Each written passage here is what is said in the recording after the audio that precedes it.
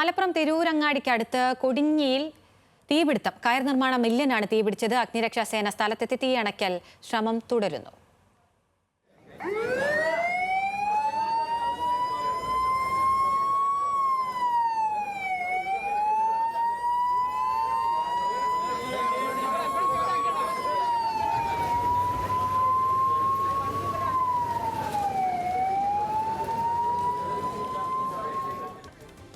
വിവരങ്ങളുമായി ശാന്തകുമാർ വെള്ളാലത്തുണ്ട്. ശാന്തകുമാർ, തീ പൂർണ്ണമായും അണയ്ക്കാൻ കഴിഞ്ഞിട്ടുണ്ടോ? എന്തൊക്കെയാണ് വിശദാംശങ്ങൾ?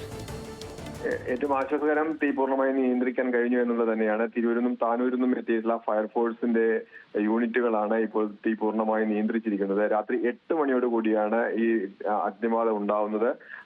അത് ഈ കൊടിഞ്ഞിയിൽ ഒരു കയർ നിർമ്മിക്കുന്ന വേണ്ടിയുള്ള ചകിരി സംഭരിച്ചു വെച്ചിരിക്കുന്ന ചകിരി കൂനയ്ക്കാണ് തീ പടർന്നത്.